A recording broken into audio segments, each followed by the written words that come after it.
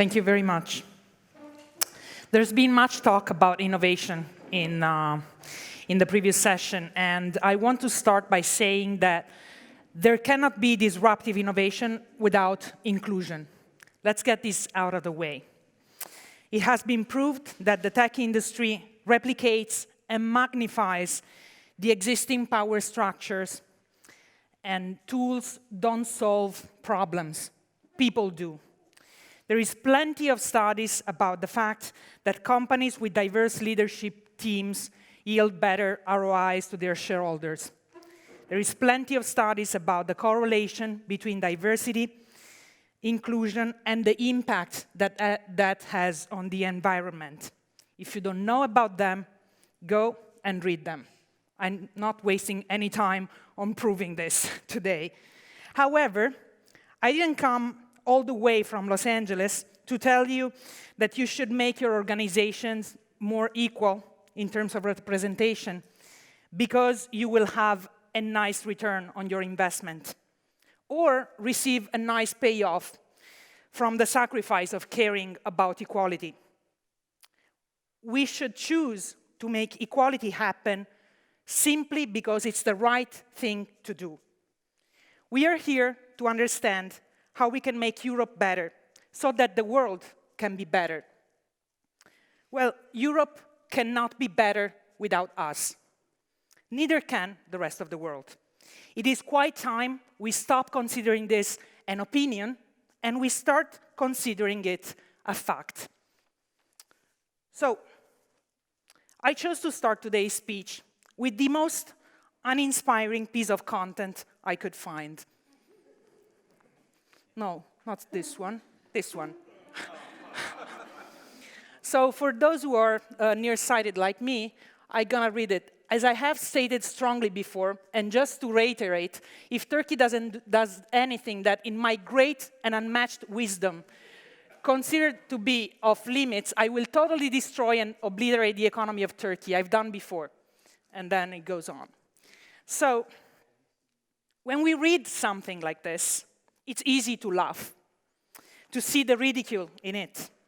Who on earth would tweet out a sentence containing the expression, "in my great and unmatched wisdom," unless they were being ironic? I like to believe that no one in this room would tweet out something like that. Still, if we are honest, many of us think it. Most of us think that our wisdom is great and unmatched. We think we know where the lines should be drawn. We think we know what is acceptable and what isn't. What is a priority and what can wait. But if there is one thing that's become clear thanks to the climate emergency and the rise of populism, is that the vast majority of us don't have a clue of where those lines should be drawn. It is a hard reality to face, but one that we must deal with. We have no idea of what the priorities should truly be and how to structure our work to address them. When we speak about gender equality, just like when we explore the challenges of the environmental crisis, we like to feel inspired, not judged. After all, we are good people, we think, and we are making an effort. We want to feel good about whatever little thing we are conceding to the cause, and we don't want anyone to point fingers at us. Above all, we don't want to feel uncomfortable. But the system we have generated, the system who has allowed many of us to thrive, makes many, many people uncomfortable. It makes women uncomfortable. It makes people of color uncomfortable. It makes immigrants uncomfortable. It makes the earth itself extremely uncomfortable. So, dear white men in the audience, dear men who hold almost all the cards in this game, do you honestly believe that your discomfort matters more than the discomfort of the rest of the planet?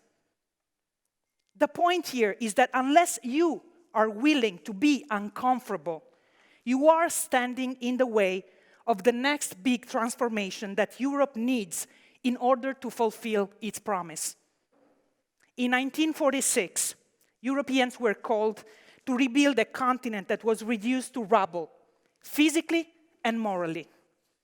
We are in awe of what the European leaders who came before us, our founders, were able to achieve, precisely because they were able to set aside their discomfort and do what was right.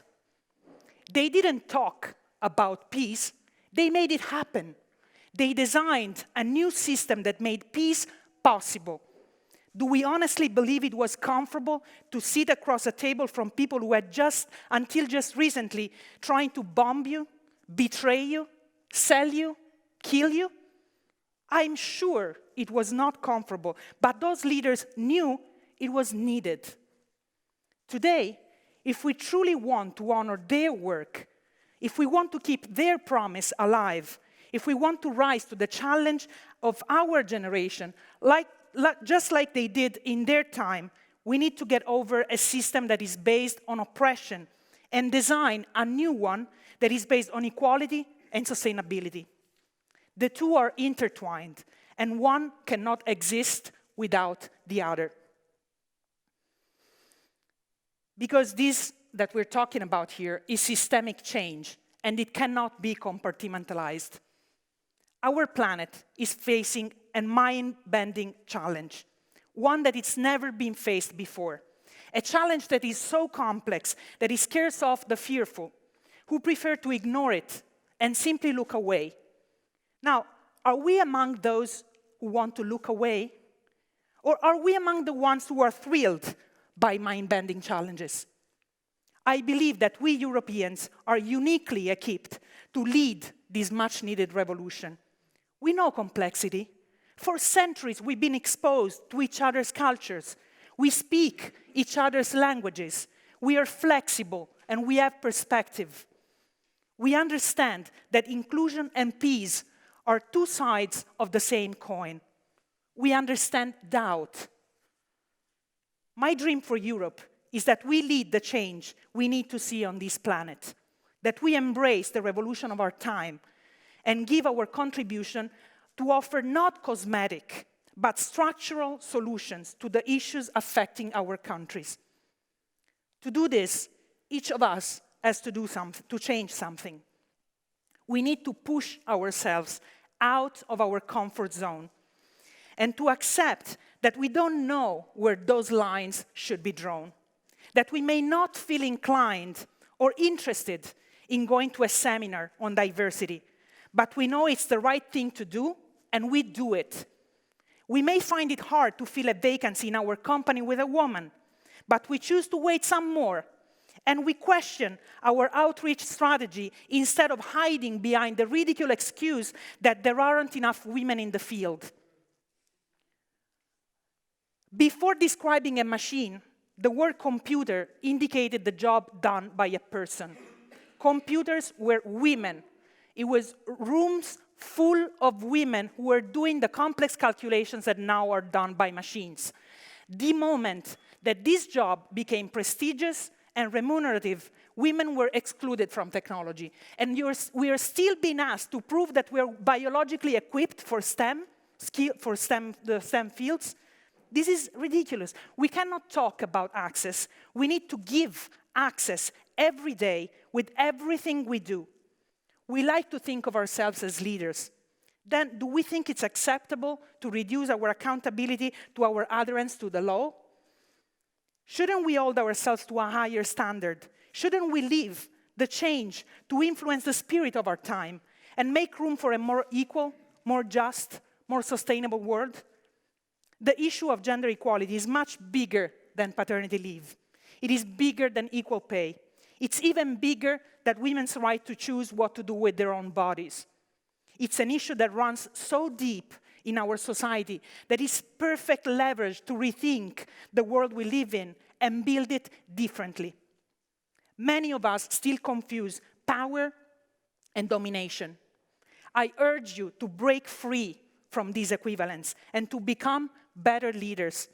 To do so, you need to make deliberate choices every day to stop profiting from systems of oppression on a personal, professional, local, and global scale. Know that you don't have to actively push women out of your organizations to be on the wrong side of history here. You don't have to take away our rights to be a bad guy.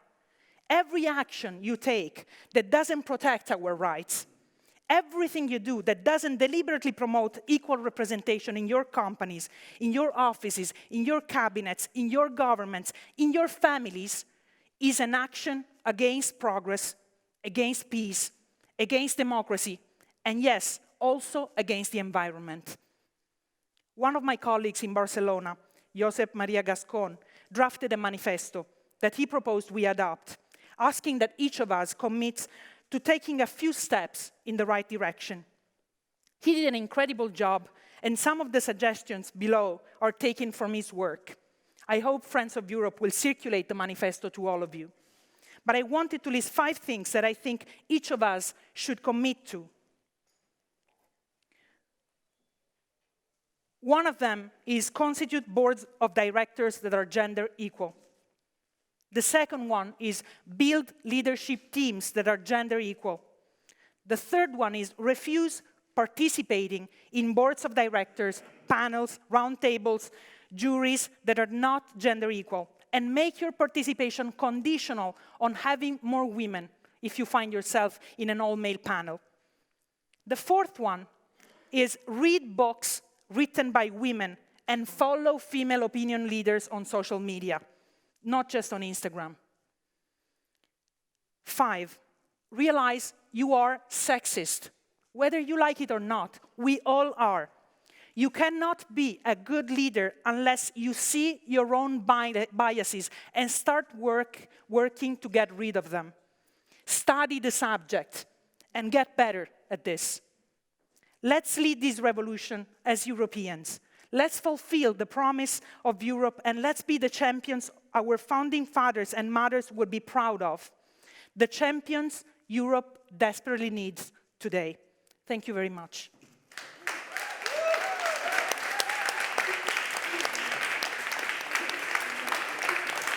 Thank you.